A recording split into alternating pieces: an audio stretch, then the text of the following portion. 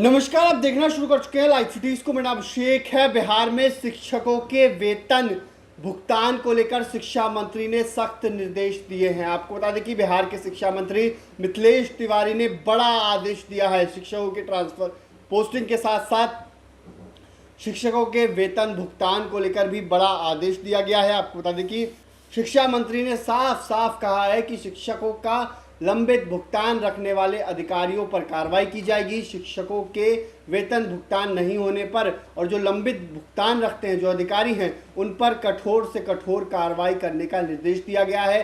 साथ ही साथ शिक्षकों के ट्रांसफर पोस्टिंग को लेकर भी कई सारे निर्देश दिए गए हैं। शिक्षकों के ट्रांसफर पोस्टिंग को लेकर सख्त निर्देश दिया गया है। क्या कुछ शिक्षा मंत्री मिथिलेश तिवारी की ओर से कहा गया है, वो भी हम आपको बताते हैं। बिहार के शिक्षा मंत्री मिथिलेश तिवारी ने साफ साफ निर्देश दिया है शिक्षकों के ट्रांसफर पोस्टिंग पर कि जो सरप्लस और म्यूचुअल स्थानांतरण है, उनकी सूची शीघ्र जारी करने की तैयारी में है।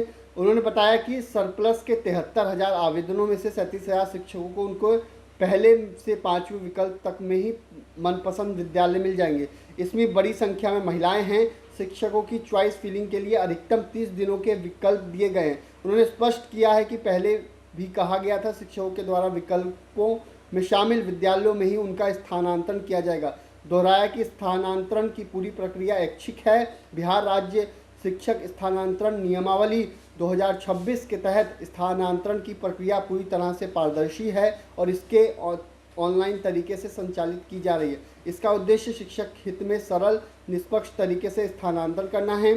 स्थानांतरण की प्रक्रिया 17 सितंबर से आवेदन के माध्यम से प्रारंभ की जाएगी। तो बिहार के शिक्षा मंत्री मिथिलेश तिवारी की ओर से बड़ी जानकारी दी गई है और ये भी बताया गया कि अक्टूबर तक इस प्रक्रिया को पूरा कर लिया जाएगा।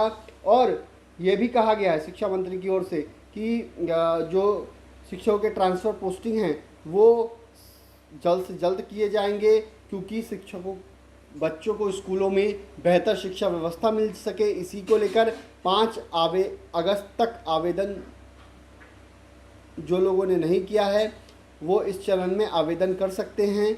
वहीं साथ ही साथ ये भी बताया गया है कि 31 अक्टूबर तक इस ट्रांसफ़र पोस्टिंग की प्रक्रिया पूरी हो जाएगी, जिसके बाद शिक्षक पूरी ऊर्जा के साथ विद्यालय में पठन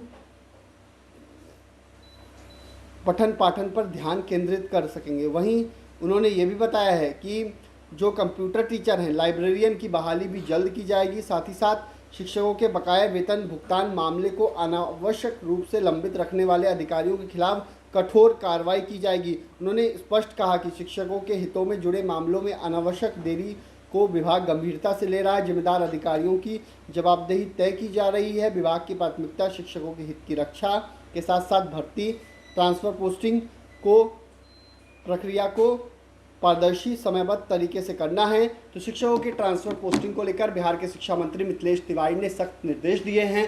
शिक्षकों के लंबित भुगतान को लेकर भी बिहार के शिक्षा मंत्री मिथिलेश तिवारी ने साफ साफ कहा है कि कोई भी बर्दाश्त नहीं किया जाएगा, गंभीर लापरवाही बर्दाश्त नहीं की जाएगी, कठोर से कठोर कार्रवाई की जाएगी। बने रहिए लाइव सिटीज़ के साथ। हमारे यूट्यूब चैनल को सब्सक्राइब करिए।